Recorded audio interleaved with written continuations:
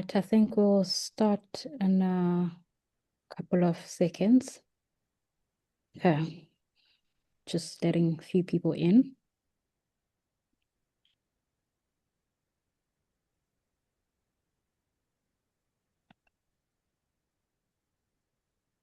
Okay, I think we will just start and then people will find us along the way. Yeah. Good day, everyone. Thank you all for taking time to join us today. My name is Boyo, and I'm the project manager for the African Climate Action Partnership. And I will be facilitating today's conversation on building net zero, decarbonizing the African cement sector. But before I get into that, just the next slide, please. I just want to chat through the the translated options for people who joined. So how to enable the live translated caption in Zoom. So you should be able to locate the more button at the bottom on the toolbar of your screen, and then click on the more button and select options, and then you turn on your translations, then select your preferred caption language from the list that is available, and then just follow along with your language. All right. Again, just more on quick house rules before I hand over to our speaker today is please always remain muted, your mic muted, and only unmute when you're speaking, when you're asking questions. And after the presentation, we'll have a Q&A session, where you're able to just maybe like raise your hand to ask your questions, or feel free to use the chat box. And maybe during the webinar itself, should you have questions for the speaker, please feel free to maybe jot down the question or leave your question in the comment section or chat Q&A session box on Zoom. Yeah, so please do that for us. And then in the meantime, I'd also ask you to maybe introduce yourself in the comment part of Zoom. Tell us where you are, who you are, and where you're joining us from today. All right. So just moving on to who we have today. We're delighted to have Alexander Oakes from ST Strategies is here to help us understand both the challenges and opportunities for decarbonizing this critical industry. And I'll hand over to you, Alexander, and you can just take us through today's webinar. Thank you. Thanks a lot, Sikle. It's really a great pleasure to be with you again. We have been in a few years, but we worked together in our past, and it's really a tremendous pleasure to be with you. I know some folks have signed up who I had the honor to work with a few years ago as part of the Africa Mini Grids partnership, and it's really fabulous to be with you again. It's a great pleasure. So you should see my slides now. Is it in presentation mode? Not yet. We can't see. Just share screen, I think. Oh, it's not shared at all. Okay, let me see. Now.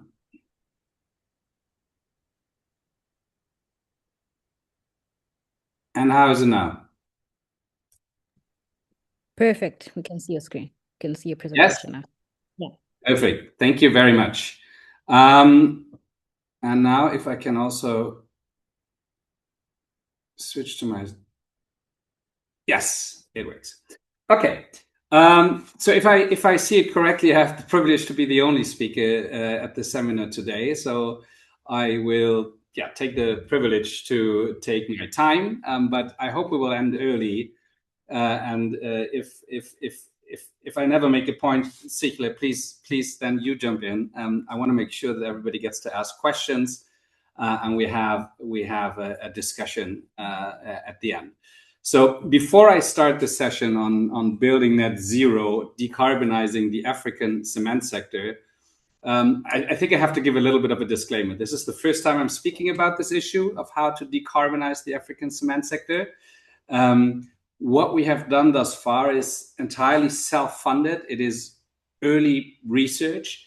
And we are always, if we're working in places, looking for partners. So now currently we're looking for partners in Africa who we can cooperate with on this really important issue. And as I hope you will agree when I've run through my slides, there is enormous potential for decarbonization, for protecting the climate, but also for making sure Africa gets the building it needs for its further development in a way that creates jobs, in a way that is inclusive, that empowers women and youth, that saves local environments, that protects human health, and ultimately, improves the competitiveness of its industry.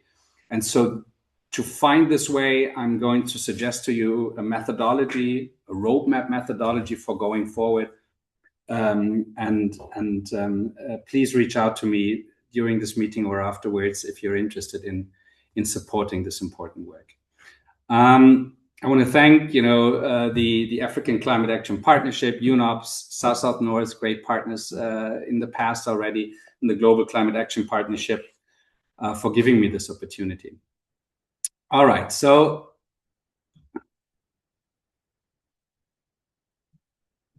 fortunately, this does not seem to work well here. Here we go. So this is not a classic setup in individual segments. It's just an outline of what I'd like to talk about. I'm going to give you a brief introduction of who we are as the strategies and what we do. I'm then going to focus on why shall we care? Why cement? Why should we look into Africa specifically? If we look into decarbonizing the cement sector, what makes Africa special? And why is it now the right moment in time to think about this?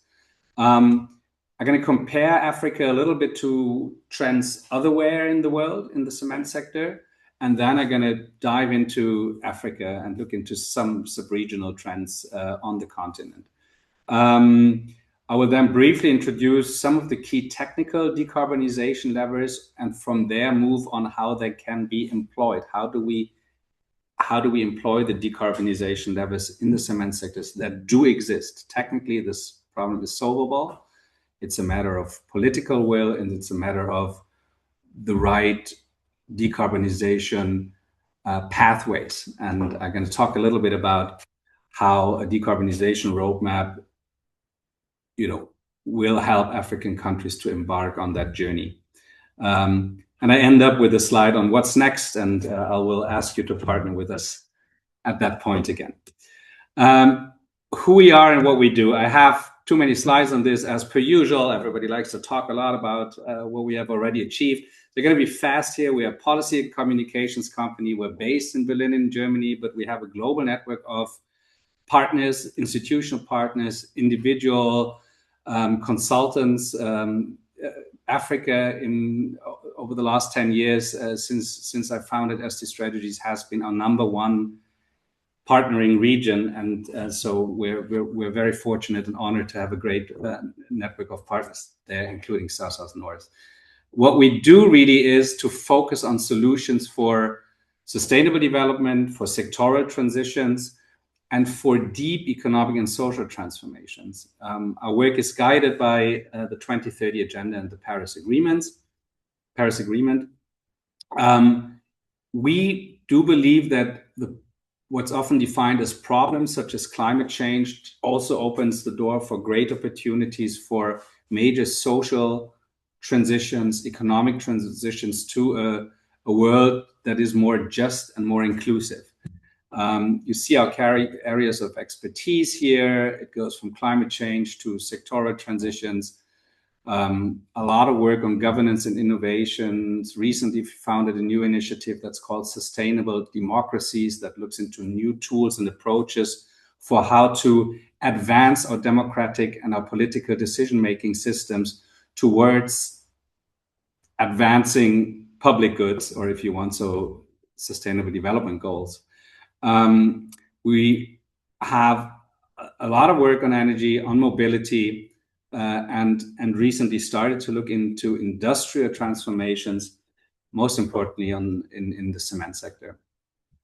And I'll tell you in a moment why we picked that sector. Yes, we take a whole of society approach. We really want to build forward better. We're not modelers into one specific niche. We work with modelers, some of the world leading modelers, but really we have the whole of society in our view. And we really look into impact-oriented, actionable policies that really carry countries forward as a whole, and not just for subsectoral solutions. So even if we talk about sectoral solutions here now on cement, we have the total development, the entire development, social, environmental, and economic in view. Here's sort of what we do, from strategic advice all the way through to storytelling and communication. This is, I think, my final slide here on what we have done thus far in Africa. Together with SouthSouthNorth, we founded the Mini-Grids Community of Practice, maybe some 10 years ago already. We're not that involved anymore. We've sort of, stepped aside from it once enough African actors really took this on. We've worked on community power in Africa. We have evaluated international funds to look into their effectiveness. We've worked on NDC support. A lot of our work is on long-term strategies towards net zero. And we have evaluated the so-called LTSs or LT-LEDs of some African countries in this area. Done a lot of work on renewable energy policy, including in the recent policy draft for the Eastern African community, but also in Mozambique, in the off-grid sector, on interconnected mini-grids in Nigeria. I've done a lot of work in Sierra Leone as well. What I'm going to present to you today takes lessons from a project we're currently implementing. And when I talked to Josh Ogata with SouthSouthNorth about this project some time ago, he said, maybe this is interesting for the African audience as well. So we try to adapt what we've done in Uzbekistan, at least the methodology, to Africa. And what I'm going to present to you now in a moment is sort of preliminary insights from applying this angle, this lens, and identifying sort of main pathways forward. The project in Uzbekistan is supported by UNDP. It's a roadmap that looks into short, mid, and long-term actions for transitioning the cement sector. It looks into technical, but also socioeconomic and financial needs, and from there builds a policy, a regulatory policy for moving forward. It's a very interesting case that can be applied in many countries worldwide, including in Africa, because you have some old Soviet era legacy plants and you have some newer Chinese imported plants. And as you will see, this creates sort of different challenges in terms of decarbonizing the sector or these individual plants. What's always important to us is that stakeholders are getting engaged. We're working with local consultants in Uzbekistan, not just international organizations, but local universities and experts. And this is basically what we would suggest is needed in Africa as well. Our strength is bringing international experience to it, having some idea about methodologies, maybe identifying some of the broader investment risk and barriers that we see in the sector. But ultimately, of course, we need Africans to do a good chunk of this work because they understand the countries best. In Uzbekistan, we work at a very top level, including the presidential palace. We hope to finalize this in fall of this year. So keep your eyes open, and if you want, follow us on LinkedIn for the final results. All right, so to the topic of this session: why cement, why Africa, and why now? Cement, and a lot of people don't know that, is the world's most emission-intense industrial material. It's responsible for about 8% of global CO2 emissions. 8%, an enormous number. This is more than aviation and shipping together, arguably two sectors that we talk a lot more about for very good reasons. But I think we have to catch up in the cement sector and think about how we can transition this sector from its enormous greenhouse gas footprint to net zero. Most countries worldwide have committed to be carbon-free mid-century. And we're just at the beginning of thinking through what this would mean for the building sector and cement specifically. It's the second most used substance on Earth after water. We have about 30 gigatons of cement production per year. And demand continues to rise. Not everywhere, as you will see in a moment, but as we need to continue development, particularly in the developing world, and Africa is a case in point here.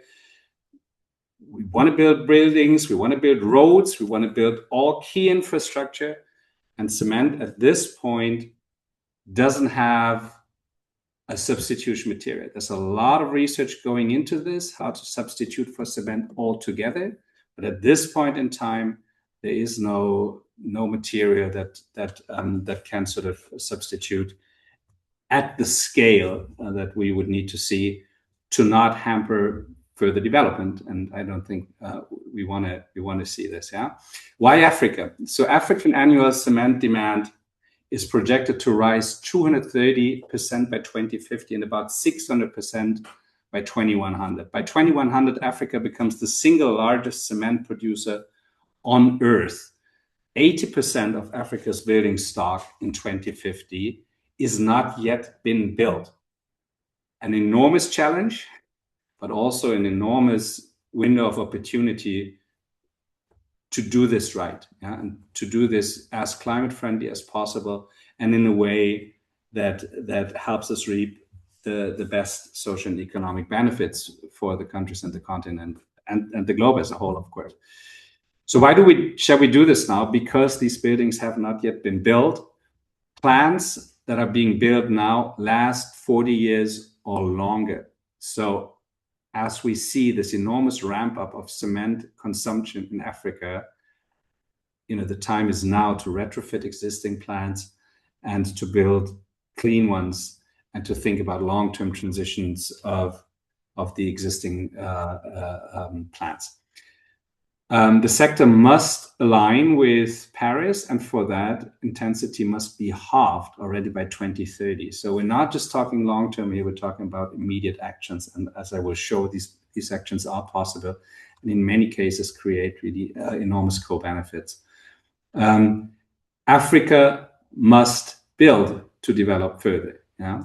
And if it doesn't build, you're going to see this in people living in bad living conditions, living in slums, not having the affordable housing that they need.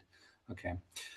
It is the steepest emissions growth curve of any African industry that lies ahead of it, is in the cement sector. So I hope I nailed this. It's becoming clear for why we want to look into this issue area. 8% of global CO2, about 2.4 to 2.7% of gigatons of CO2 per year.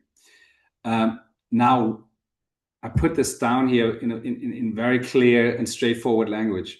We consider it to be the world's hardest to abate material. Why?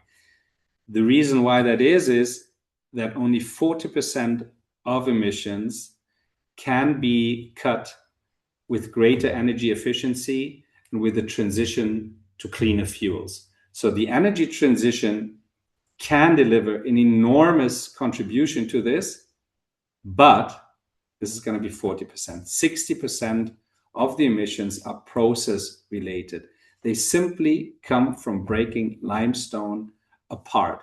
It is embedded in the stone, and when we break the stone and we grind it, this is when emissions evaporate. So long term, if we want to keep with cement and we do not find substitute materials, then in the long run, CCS, so carbon capture and use, or carbon capture and storage, will be needed in addition to making the existing material more carbon friendly.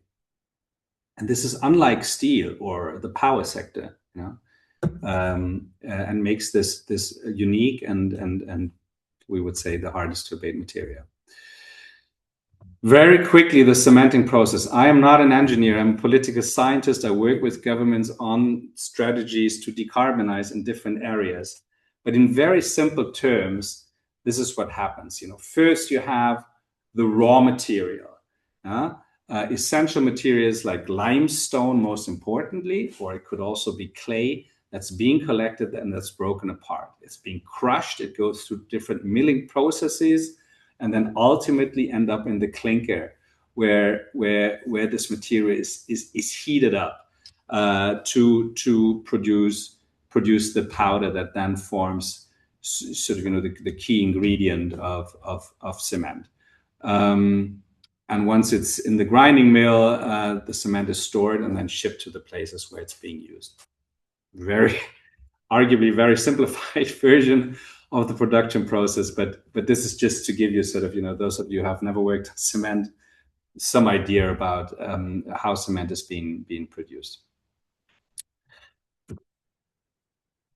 Sometimes it doesn't. Here we go.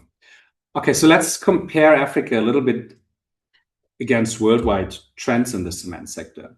Yeah, in the past, cement production really took off, a 30% increase since 1950.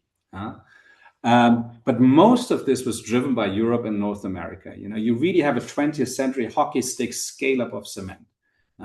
Since 1990, production has surged from about 1 gigaton to 4 gigaton. At 1 gigaton is already a relatively high level if you compare it to the 50s. So really, this hockey stick curve in terms of production numbers. Now, in Europe and North America, the growth has really leveled out. In some places you have decreases of, or actually many places you have decreases in cement production in the so-called northern part of the globe. In the recent past, most of the growth has been, not very surprisingly, because this is in line with many other sectors, of course, in China. China currently produces over half of the world output, but China is also peaking. It's massive, but it's plateauing. The future increases will be driven by developing nations. About 90% of increases in the future will be in Africa and in India. So while worldwide consumption is flattening, the shares are shifting from the global north to the south. And here's I think a very illustrative graph that shows you exactly that. Cement production over time. And if you look at the bottom two layers, which is the OECD countries and China, you see that if you look at the 70s, that was all it's really most, I would say now 3/4 or so of production then. Now China, you see this giant curve, the yellow curve between 2020 and 2030 is, as I've said, more than half of the emissions. But from 2030 on, you see how China relatively quickly decreases its production, just as the OECD, is already flat and is going further down. But the rest of the world, the demand outside China and OECD, which are the top 4 layers here, that goes from about 30% currently to 56% in 2050, so more than half in 2050, and to about 84% in 2100. Now, all of this is projections, business as usual. This is exactly why we're doing this. Africa's cement demand is projected to increase by 600% by 2100, but only if we don't do anything about it. If we become more efficient, if we substitute cement with other materials, if we recycle cement, which is doable and being done already in certain parts of the world, of course, the total production numbers go down very significantly. It's at a magnitude of about 1 to 8%, you can say. Sorry, so 1 to 8, 100 to 800%. How this sort of future production numbers will change depending on if actions are taking place or not. All right. Now, I want to argue that this dilemma. Africa wants to develop further, has a lot to catch up to, if you want, international housing standards, is a tremendous opportunity at the same time, just like in other areas as well. There is a big argument to be made that finance and investments should go into the sector in Africa, that international support, financial support, technical support should go into this area. Africa hosts 10 of the fastest growing cities worldwide. The urbanization rate is 4% per year, much higher than anywhere else, twice the global average. In sub-Saharan, the urban population will be tripling to about 1.14 billion people in 2050. And these people need houses, they need bridges, they need streets, they need infrastructure. And how we're going to build this is going to decide about the future of our climate. There is a housing need. The human cost of not building is measured in slums. I think I mentioned this before. There's an affordable housing shortage of about 130 million units in 2030. So that gives you an idea of the scale of the challenge. This low-cost urban housing will be built primarily with cement and steel in 2030. Doesn't mean that it needs to be built with these materials in 2040 or 2050. And then there's this carbon bind. About 60% of a building's embodied emissions are from cement. What this leads to is that in business as usual, again, if no political actions are taking place, then African emissions will grow from about 200 million tons currently to about 1.2 gigatons per year. So about six-fold growth of emissions over the course of this, over the century. And again, if we take the right path, then aggressive decarbonization measures can present this. And this will produce not just a decarbonized cement sector and a positive and necessary impact on the climate, but it can also reduce local environmental pollution, related healthcare costs. It can create better jobs and so on and so forth. We're just at the beginning of understanding and modeling better what this means, for example, in terms of jobs. All right. Let's look into some sub-regional trends, and have a lot of slides. I might actually skip some of them in the interest of time, but let's see how far we get. So here we tried to look into cement production, into the resulting carbon emissions, and then carbon intensities. And you see sort of some of the what's been called outliers here in gray. And what's interesting is that, of course, the countries that have the highest cement production usually also have the highest emissions, but not necessarily the highest carbon intensity. Production and emissions and efficiency don't necessarily line up. The problem is not cement being created, and the problem is how it's being made, and not just how much of it is being made. I jump a little bit more deeply into these sub-regional trends now. So here you see production numbers, and sort of this table is rated by production output of cement. You see that Egypt leads by far, almost twice as much cement production as the next, which is Algeria. 3 out of the top 4 countries are in Northern Africa. Though Nigeria is sort of second together with Algeria, the same output more or less. Then comes South Africa, and then come Eastern and Western Africa. So this is in terms of production. What's interesting is the growth. So in Egypt you already see a decrease of production. Morocco even stronger. South Africa. These are already very mature market, to some extent saturated markets.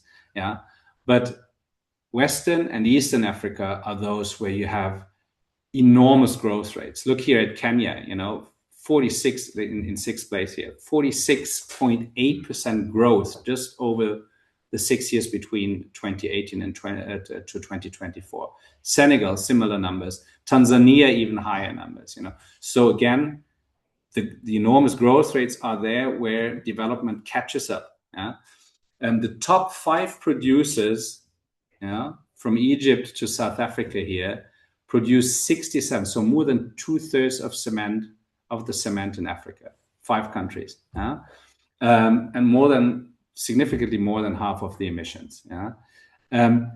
What we see here is mirroring to some extent what we see worldwide. Northern Africa and southern, but particularly South Africa, dominated the past. The current growth is the strongest in the large countries of East and West. And this is interesting because newer plants, even if they don't have the top-notch technology, are just a lot more efficient. They run with different systems, and for that are, of course, cleaner than plants that have been built 20 or 30 years ago, simply because they're newer technologies. All right. Now I'm diving into we've sort of we're distinguishing between 4 main regions here, which as you know is not unusual in Africa: North Africa, East, West, and Southern Africa. You have political entities forming around this, economic entities around these sub-regions. I'm not going to go through every bullet here, but I hope Jos and Sichle and the colleagues can make this available to you. We're also going to put it on LinkedIn, so you can study this a little bit more closely later. Basically, North Africa is flattening out or has even declining demand. Per capita consumption in across the region is at European levels, relatively high. It's a very developed region already. The problem is, because most of these plants are older, they are emissions heavy, and they work a lot with clinker. I'm going to talk a little bit more about this in a moment, what that means to build a lot with clinker. But what we see is that even plants that have been decommissioned are not being retired, but restarted.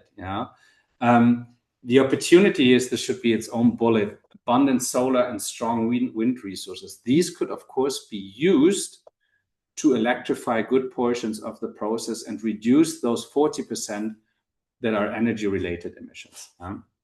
Many of these countries have existing decarbonization plans and industrial roadmaps, but often they are not specific to the cement sector. So there is, if you want, an overarching climate mandate, an overarching energy transition mandate, but this now needs to be broken down. It needs to be really implemented in the cement sector. Our thesis at this point would be that plant retrofits will really dominate the decarbonization path in North Africa rather than new plants. But of course, assessments are needed where new plants will be cheaper than retrofitting old plants, or where old plants are so outdated that it's impossible, at least at some realistic economic cost, to retrofit them. Let's jump to West Africa. Also, very high decarbonization potential.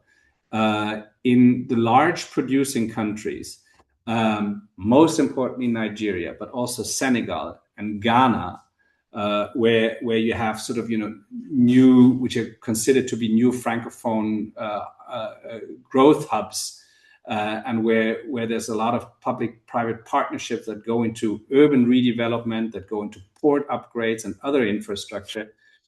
In these large countries, you have decarbonization potential. It's similar to North Africa. This will be retrofits, because a lot of these plants do not at all run at capacity.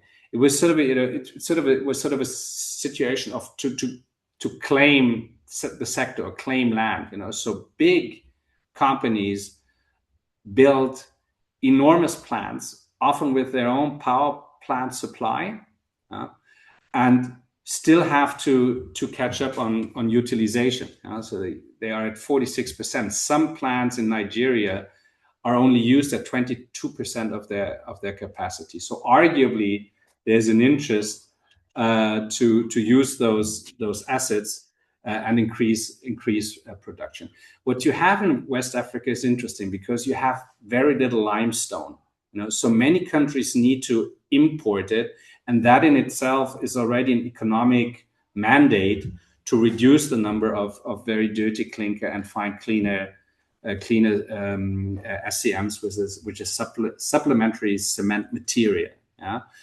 ECOWAS is starting to look into greater efficiencies and harmonize the regional cement standards. So there's a lot of political movement in Western Africa happening right now that can be built on. East Africa, the fastest growing region, I think economically also across the line, but also in terms of sectoral investment and in increases in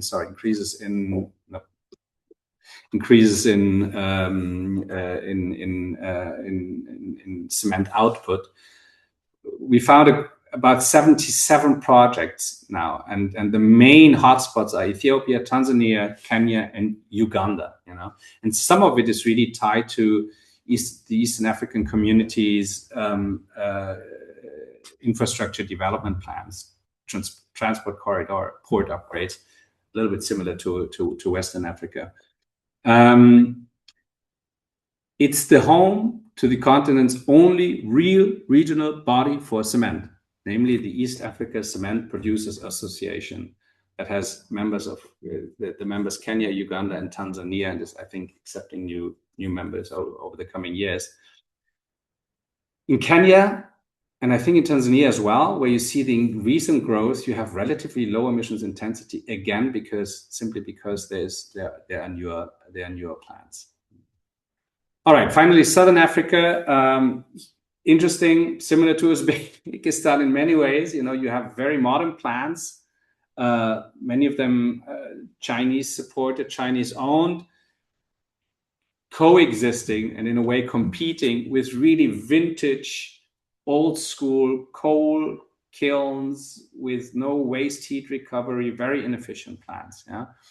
And South Africa serves a lot of the Southern African cement market, including Mozambique, Zambia, Angola, Democratic Republic of Congo, and to some extent even Tanzania. Yeah.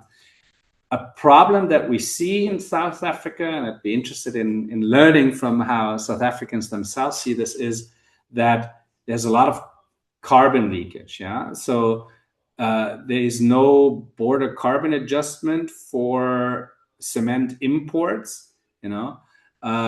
Which means that the national climate rules increasingly apply to local plants, and even if it's just in the energy sector, whereas imported cement is not necessarily following the same standards. Yeah.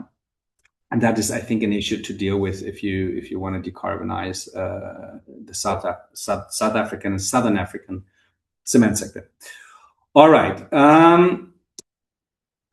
So here's a summary of it, but I think I've talked about this. The main caution is the trends are often ambiguous. Yeah. Within regions, you have enormous differences, particularly between the larger producing countries and the smaller countries that are catching up on cement production or imports. And a lot of the projections going forward, like generally projections going forward for at the national as well as at the sub-regional, are very scarce, and data is often unclear from our point of view. There's just very little research existing at this point in time. Yeah. Often you have continental trends, continental projections, but we do not see what they are built on, what are the methodologies behind it. And if we dive further into the continent, then this doesn't exist. So I think there's enormous demand really for research going into this because of its importance and because of really a lack of data. So very quickly, you know, what is the technical toolkit looking like? You have these two areas. I think I mentioned it before. You have energy targeted actions, you know, about 40% of CO2, which look into greater efficiency of the plants, you know, moving most importantly from dry process kilns, from wet process kilns to dry process kilns, but also in the area of preheaters. You need to have vertical roller mills. All of this might not tell you a lot, but through those actions, you can enormously increase the efficiency. Waste heat recovery, which means you have the waste heat from, you're heating up stone basically to 1,500 degrees, and that heat that is not directly melting the stone but evaporating, you can collect that to produce energy. Totally normal standard, nothing fancy, futuristic, being done worldwide, but in all plants this is not being done. So that saves you a lot of energy and makes the process a lot less CO2 intense. There's of course alternative fuels, you know, moving from coal or gas to cleaner fuels, to using waste, agricultural waste, tires, and so on and so forth. You know, in the EU, some plants reach up to 50% of their fuel from alternative fuels. In Africa, most plants still run on coal. And of course, you can electrify parts of the process. And I'm not necessarily talking about moving to hydrogen for creating heat or electricity, but really to produce the local electricity that's being needed in the plant, for example, from solar. And then on the other hand, you have the cement and the sort of process targeted emissions, which are 60%, so the larger part. And here you can use what's called SCMs, so supplementary cement materials. You can substitute the clinker. You know, this is by far the largest lever by just using different material, fly ash, slag, limestone directly, and then a relatively new technology, calcinated clay. You have, you know, in the area of binders, you have some reduction potential. It's relatively limited, but still that is important too. And in the long run, about 40% of the remaining mitigation needs to come from CCUS. There's no, at least with current technologies, no way to reduce the CO2 impact of the process related emissions further than to about 50 to 60% with the above measures of different using alternate materials. All right, what Africa has and what it doesn't have, you know, it has in the energy sector, it has dry process kilns already that can serve as models for retrofitting older wet process kilns.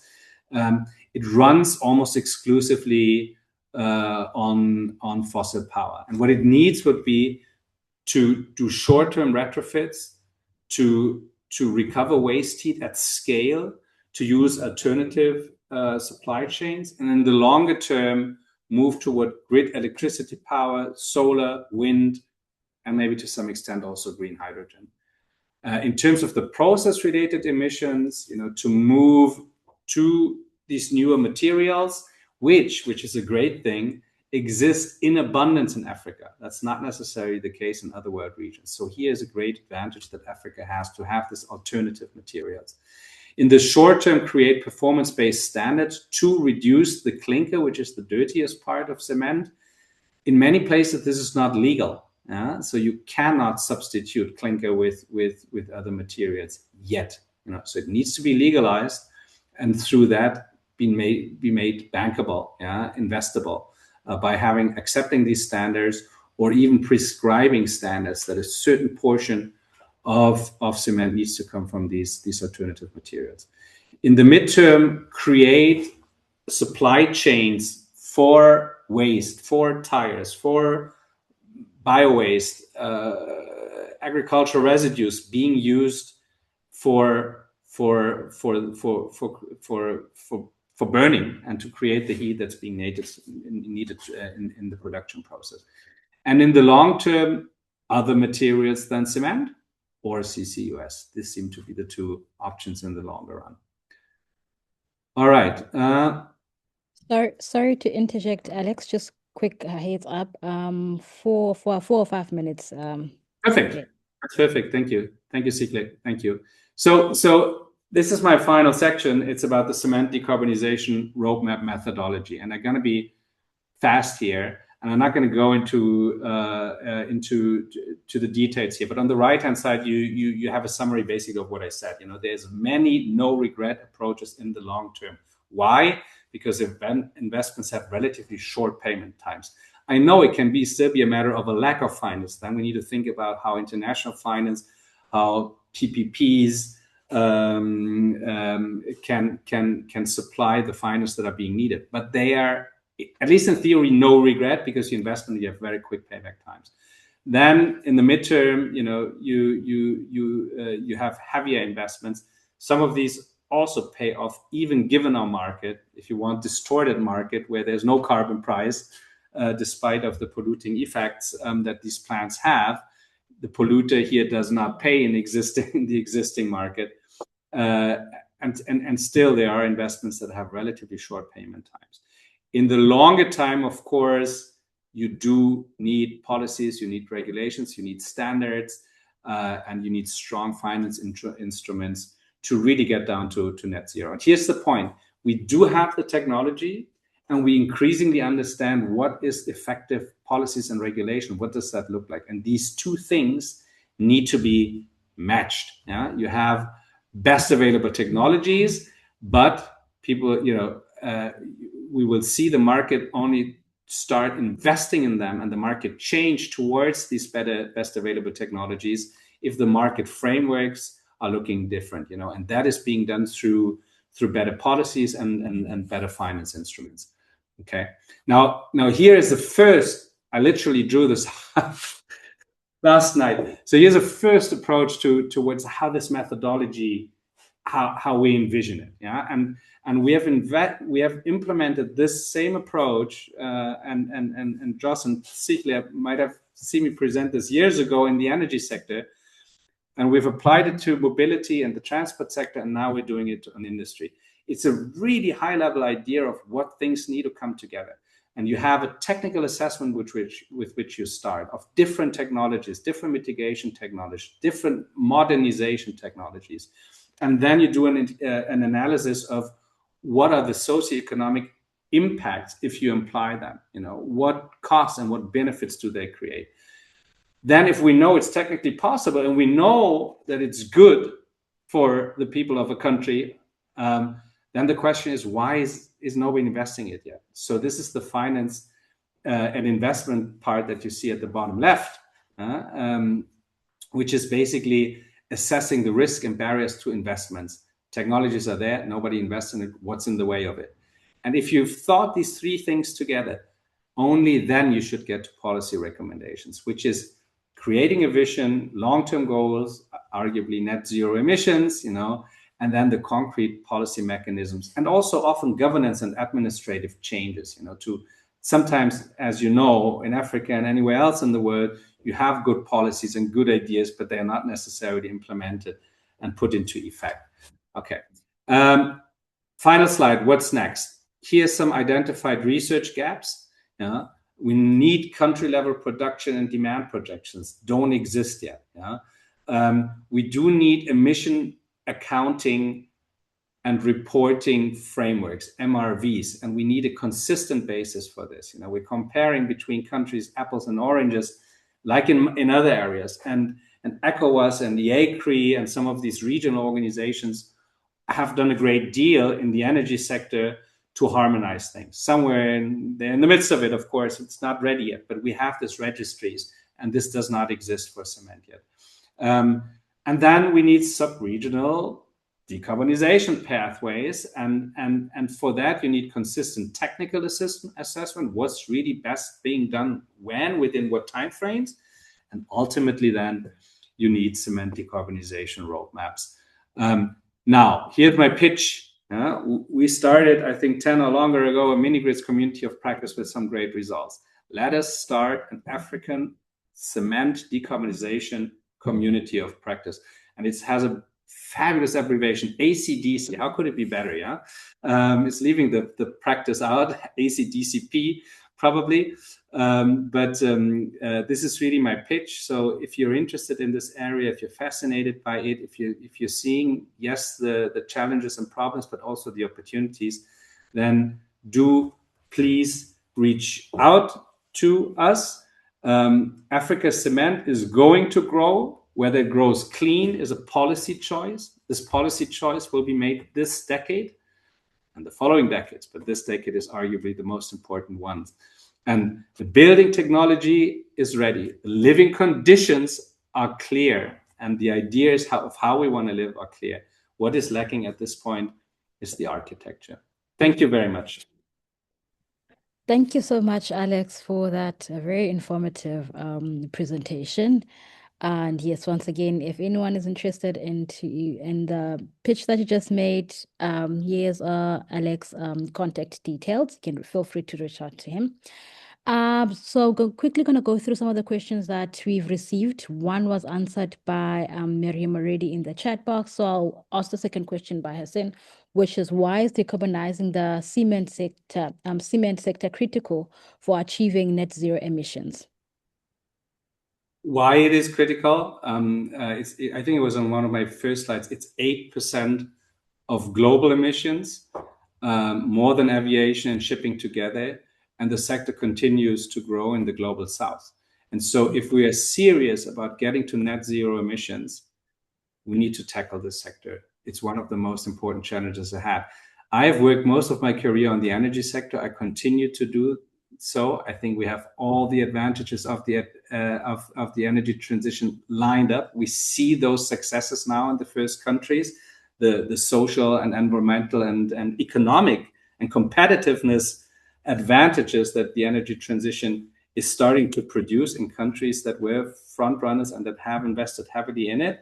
So I would say in terms of the energy transition, energy generation, we're about halfway through, if I might say, and I think like there's not a single country in the world where you can't produce a kilowatt hour of energy, where you can't produce a kilowatt hour of energy cheaper from renewables than from other sources. At least if you look at the real impacts and the real effects of burning fossil fuels or, incredibly, almost ridiculously expensive nuclear technologies.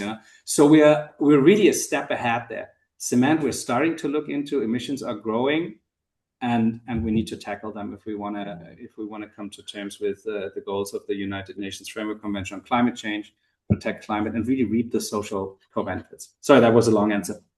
All right. No, that was thorough also. Thank you for that. So the second question was, what is the incentive to decarbonize the cement sector, and who actually bears the cost of decarbonization? Yes, good one. In Uzbekistan, when I was there for the first time working with the presidential office and UNDP, I presented a slide that should have been included here as well, which is really comparing the cost of the transition to the benefits of it. Yeah.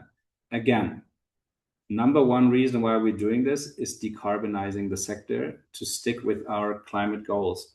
That African countries are amongst the most vulnerable countries to climate change. Africa has a much smaller carbon footprint still than most of the rest of the world, but many African countries have made commitments to contribute to the solution and to become leaders on climate change. And so that is a first incentive. But then there's a lot of other very, very positive impacts if we start investing in it. Social, economic, environmental impacts. Protecting soil, protecting the air, protecting our waters, which are often polluted by current cement production or by the energy that's being used to power those cement plants. And finally, where's the money supposed to come from? always the tricky question, like even if technologies are there and we understand it's good for our economies and for our people that we do transition, there might still be a lack of money.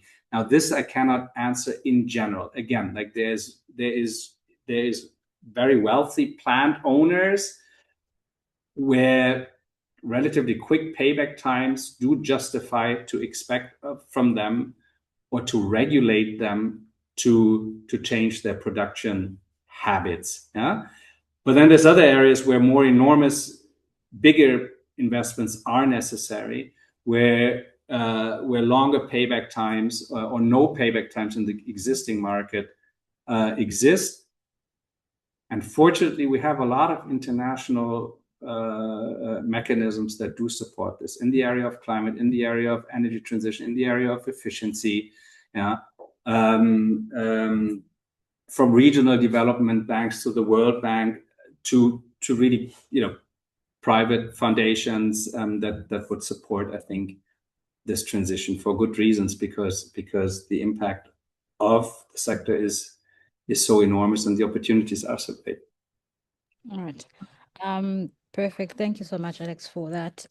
So one more question is what role should DFIs and green bonds and carbon markets play in like retrofit finance, given that most Western African producers are either family-controlled conglomerates or multinationals with competing capital calls elsewhere?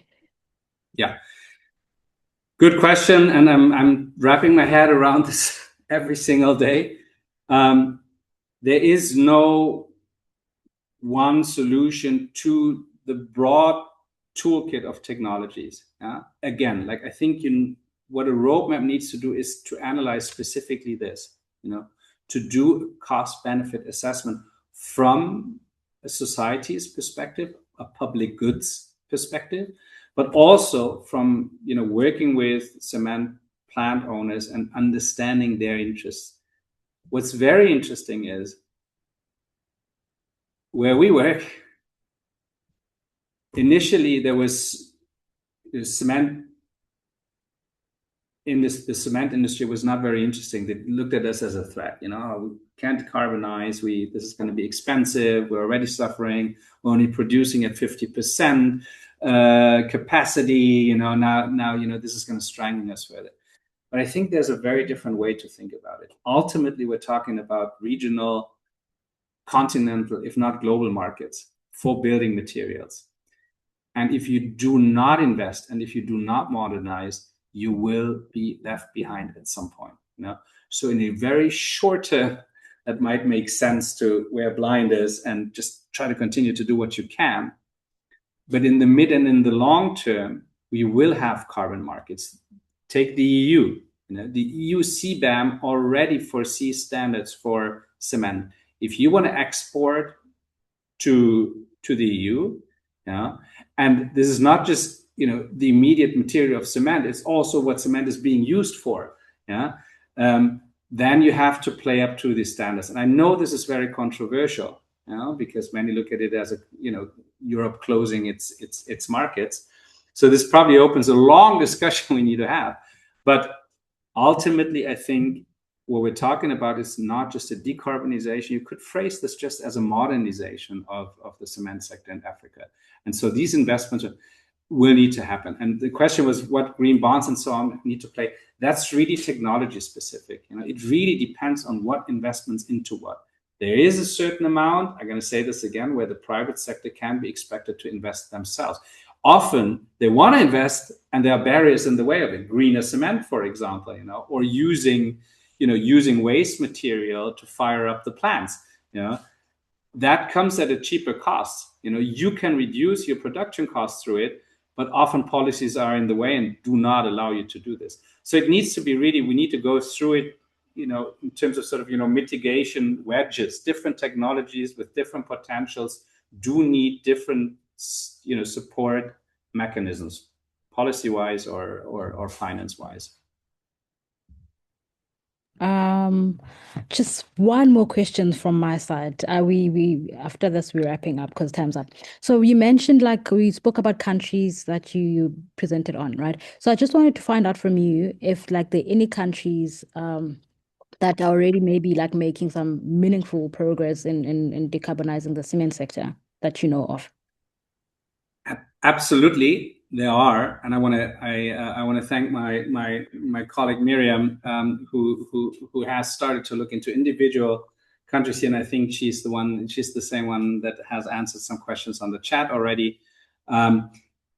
We wanted to present to you quite bulky tables of countries, where they stand, what plans exist, and most importantly, where they are in the political process of thinking about what to do about them.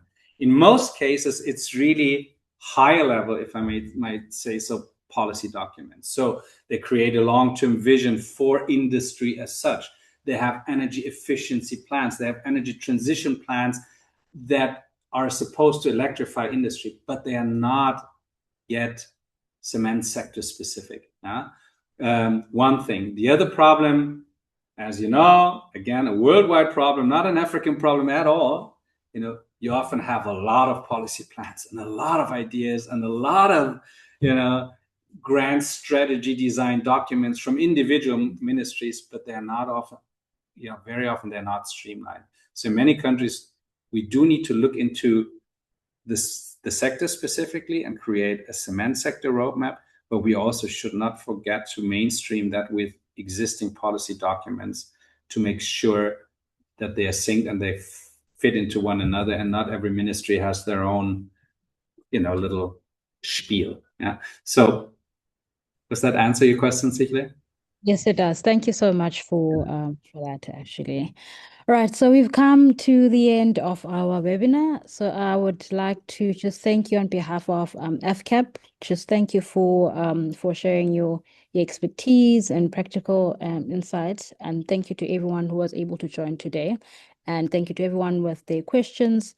We hope today's discussion just provided like useful ideas and inspired maybe like further collaborations like as per your pitch, and building more sustainable or like a net zero future for Africa's cement sector. And thank you once again for joining us. We look forward to welcoming you to the future of AfCAP, like joining future events. And yeah, thank you all. Have a wonderful day. Thank you, everyone. And thanks again to Miriam Christensen for helping with this. Thank you very much. Yeah, thank you, Miriam, as well. Bye-bye. Bye.